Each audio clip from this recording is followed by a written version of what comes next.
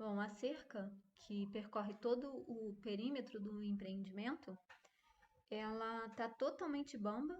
Só de você encostar a mão, ela já pende para um lado ou para o outro. Ela está totalmente enferrujada, com pedaços do material pontiagudos, podendo ferir, uma pessoa. Aqui nós vemos o piso intertravado, onde a grama está por fazer. Existe um grande desnível no próprio piso e a terra tem pedaços de terra faltando no piso. E essa terra, ela está indo para dentro dos poços, onde se coletam as águas pluviais e nas manilhas por baixo do condomínio. E isso acaba assoreando essas manilhas. É necessário que se faça a manutenção desse piso e que se preencha esses vazios do piso intertravado e entre pisos também está faltando. E essa manutenção ela tem que ser feita de acordo com a NBR 5674 e a NBR 15575 e a 15953. Aqui nós vemos também o piso intertravado, todo desnivelado. Existem realmente buracos entre um piso e outro, e de acordo com a lei das calçadas, a lei 15.442, ela diz que a responsabilidade da calçada é do proprietário. Embaixo, nós vemos o granito todo se soltando. Existem trechos que não tem o rejunte. Essa mureta da rampa, ela está toda solta e o jardim não possui nenhum acabamento. E aí também precisa da manutenção preventiva, e tem que ser seguido a NBR 16.280 e a NBR 5674. Deve-se fazer uma nova fixação desse rejuntamento. Aqui nós vemos a entrada do condomínio, onde o condomínio foi entregue sem porteiro eletrônico e sem o porta-cartas. No hall, de todos os blocos, né, em diversos andares, existe o fissuramento contínuo. E a construtora ela já fez a troca desse piso e mesmo assim o piso continua fissurando. É necessário que se faça uma avaliação estrutural junto ao calculista, né? Até porque não há uma junta de dilatação na edificação e, no caso, vai ter que verificar se as armaduras estão ineficientes ou não, a questão estrutural do prédio. Também podemos encontrar a divergência de tonalidades de cerâmica. Com relação aos acabamentos, em vários pontos, o emboço ele está se soltando, se desprendendo. Isso é devido a uma massa extremamente fraca que foi colocada nas edificações. Já foram feitos vários reparos, mas o problema ele continua. Então, é necessário que se retire por completo esse embolso e se faça um novo embolso com uma massa mais forte. Aqui na questão do paisagismo, nós podemos observar que no projeto existe uma cerca de 1,10 m de vegetação, uma mureta viva que deveria constar, consta no projeto, mas não consta no local. Como podemos observar na foto, só tem uma grama rasa. Nas próximas imagens, nós podemos verificar várias árvores com espinhos altamente perfurantes, né? E isso gera muito risco a crianças, a idosos e até mesmo um adulto que tem um desequilíbrio passando no local e pode se machucar seriamente. Na questão da sala de cinema, a gente pode verificar que o móvel aonde se projeta, nós vemos por aqui, o móvel onde se projeta as imagens, ele está se movendo verticalmente para frente. E isso atrapalha a imagem, né, ao passar as imagens. E nós também observamos que não existe sinalização de rota de fuga nessa sala e também não existem extintores.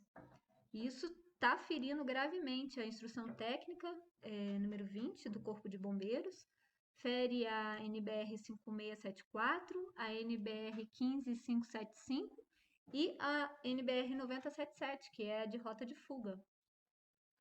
Ou seja, isso é uma falha de manutenção do condomínio. Na área de esportes, existe uma parte do empreendimento que ela está fechada e ela deve permanecer interditada, porque partes da escada estão se soltando, existem trincas e fissuras na parte estrutural, ela precisa de uma adequação às normas e às legislações vigentes para que seja colocada de volta ao seu uso, mas ela inicialmente ela tem que estar interditada pelos problemas que encontramos nela. Aqui nós podemos ver o projeto que foi feito e nas fotos abaixo nós vemos o projeto entregue. É possível perceber que não existem as palmeiras imperiais que estão ao fundo, também não existe a mureta, não se encontra no projeto entregue. Em questão do parquinho, playground, é possível perceber que as crianças brincam nos brinquedos ali postos e caem diretamente sobre o cimento. E ali deveria haver uma sobreposição de piso, colocando um piso anti-impacto, porque se uma criança cai, ela vai se machucar gravemente. As muretas também em volta da edificação, onde podemos verificar aqui, elas estão se esfarelando. Então, assim, as muretas elas devem ser retiradas. O material também dos brinquedos não condiz com o que foi colocado, o que foi colocado no projeto. As árvores também, muito próximas dos brinquedos das crianças, e árvores com espinhos. Também não há nenhuma placa de acessibilidade, existem diferenças grandes de altura próximas ao parquinho, e isso gera risco para todos, né? Não só para as crianças como para adultos. Também não existe uma placa sobre o fabricante desses brinquedos, e isso fere, né, a norma de segurança dos parquinhos, a 16071 e a norma 9050 de acessibilidade, né?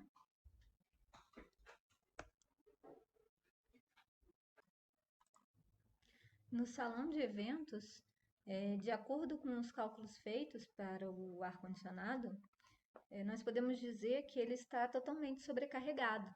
No local, ele deveria ter o dobro da quantidade de BTUs instalados. E já no salão de festas, ele possui as instalações precárias, como podemos observar. O piso ele encontra-se danificado em pontos onde não houve a impermeabilização, e isso acaba gerando infiltração nas unidades que ficam imediatamente abaixo do salão. Há também riscos de pedaços de queda, de pedaços da janela, da esquadria, que podem ferir transeuntes que passam abaixo, na calçada abaixo. Aqui nós podemos ver a mangueira do botijão de gás. E de acordo com o decreto 897, ele proíbe os botijões de gás em prédios residenciais com mais de 5 apartamentos.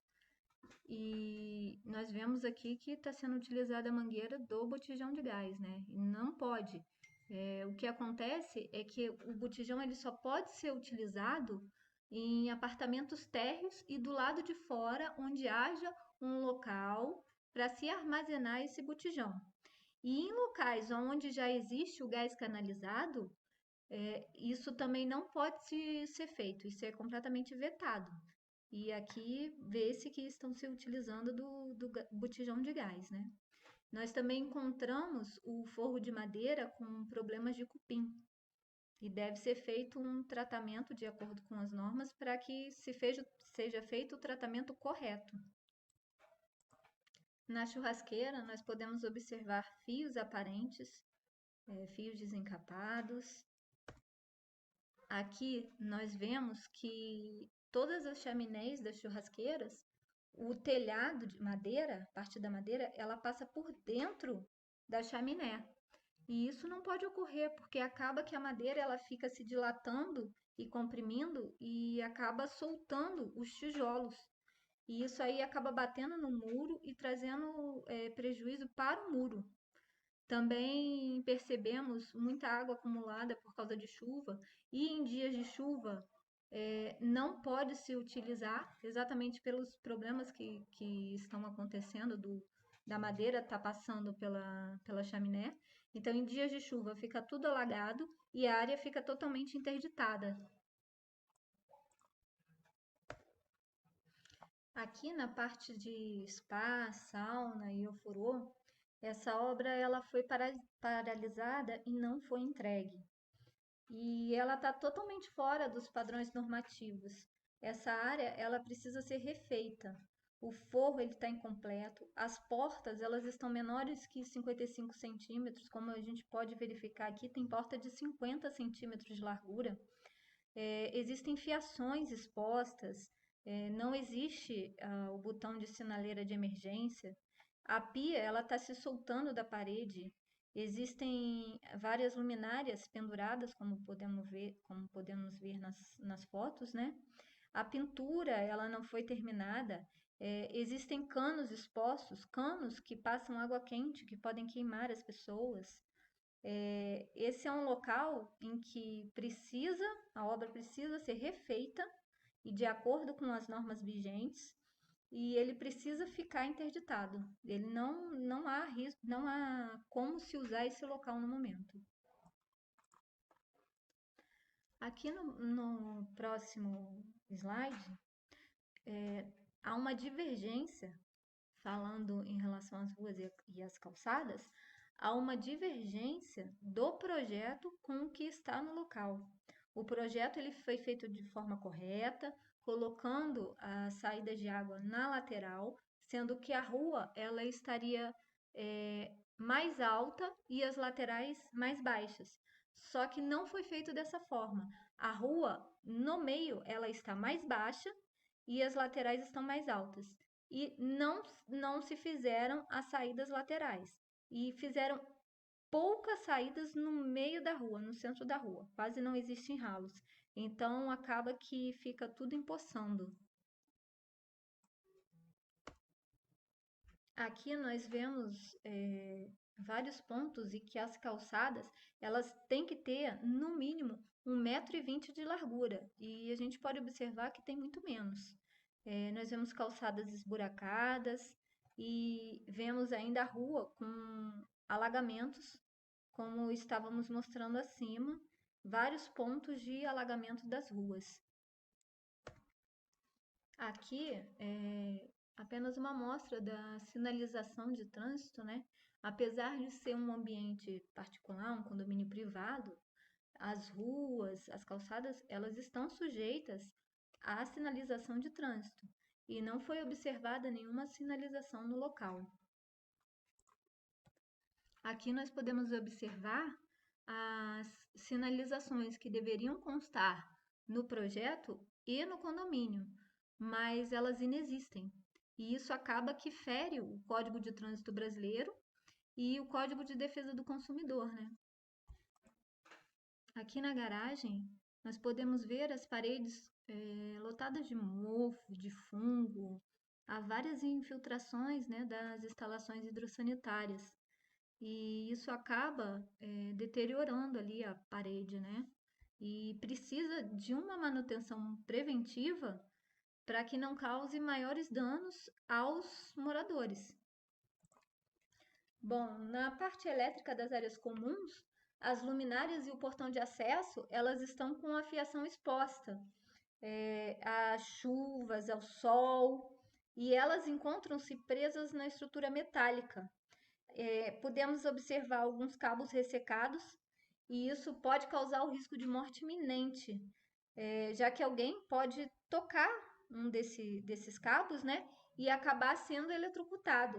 O condomínio ele precisa seguir a NR10 e a NBR 5410 e precisa cobrar com urgência da construtora para que se façam as adequações necessárias. Já nos postes de iluminação, o projeto ele também está diferente da execução. Faltam itens de grande importância como chumbadores, borrachas, a caixa de alumínio, e tudo isso precisa ser cobrado da construtora. Agora nós vamos falar sobre as unidades privadas. Eu vou fazer um breve resumo sobre problemas que ocorreram sucessivamente nas unidades. Nós podemos encontrar problemas como a falta de calafetação nas janelas, o deslocamento das cerâmicas no piso, muitas fissuras, muitas trincas na parede. Nos banheiros, nós encontramos muitos banheiros com mofos e fungos, vários trechos sem rejunte, e quando sai facilmente esse rejunte, ele deve ser feito a cada 6 meses. Encontramos muitas infiltrações nas casas, problemas com ralo, caimento da água nas varandas, não cai para o ralo, cai para fora, ou seja, muitos problemas nas unidades privadas. Agora, em relação aos blocos, no bloco 1 e 3, a bomba de incêndio ela encontra-se desativada e a reserva técnica de água para o combate de incêndio está vazia. Já no bloco 2 e no bloco 4, nós também encontramos faltas de mangueira e nas caixas de hidrantes. Não tinha mangueira, em algumas nem tinham a mangueira. Nas caixas d'água também tivemos problema no bloco 2 e 4. Tem caixas que não têm a impermeabilização.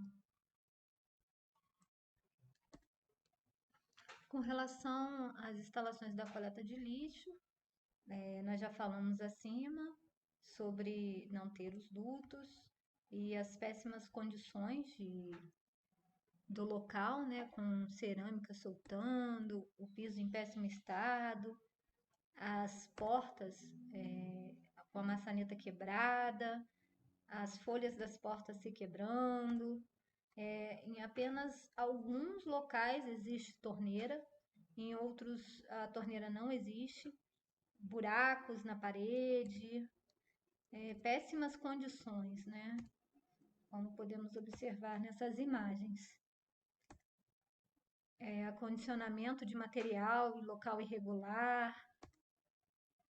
Na coleta seletiva, não existem as caçambas apropriadas, não existe uma coleta.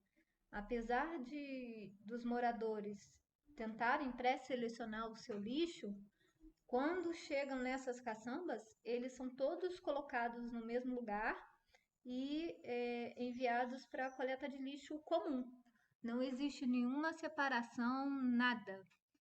E isso está ferindo, inclusive, a lei municipal, né, 3.273, que não abrange a coleta seletiva neste local. O lixo, o plástico armazenado não existe. Vocês podem observar que eles jogam tudo dentro dessa caçamba de qualquer maneira.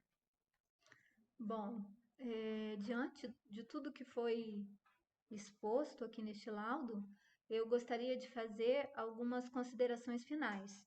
Começando pela NBR 16280, que ela pede para que qualquer obra que seja feita no condomínio, ela tenha um responsável técnico, que faça um relatório explicitando as datas que essa obra terá alguma intervenção. E se essa intervenção será na estrutura ou se a estrutura intervirá na obra. Eu também aproveito para informar que a RRT desse serviço, ela se encontra ao final deste laudo. Vamos até lá, aqui. Ela se encontra ao final deste laudo. E finalizo essa apresentação dizendo que os itens aqui apresentados, eles foram feitos de uma forma idônea e apresentando provas suficientes de fácil entendimento para a comprovação de erros gravíssimos, ou seja, que tem risco de morte, onde podemos observar a responsabilidade dos bombeiros pela concessão do habite-se, da prefeitura pela falta de fiscalização, do agente financiador pela aprovação do projeto dessa maneira, a responsabilidade dos engenheiros, dos arquitetos e os prestadores de serviço que trabalharam na obra, de uma forma direta. A responsabilidade da construtora. A partir desse momento em que vocês estão tomando conhecimento deste laudo, vocês possuem o total conhecimento desse empreendimento. E o conhecimento de todos os vícios ocultos passam a contar a partir de hoje, deste dia, onde eu vou expor esse laudo no YouTube e ele se tornará um conhecimento público. A partir desse momento de conhecimento de vocês, de toda essa situação, vocês já possuem um total embasamento técnico e legal, com imagens, arquivos, para que vocês possam procurar um advogado do condomínio e para que sejam tomadas as medidas cabíveis, que vocês abram chamados individuais na construtora e, havendo uma resposta negativa, procurem seus direitos judicialmente.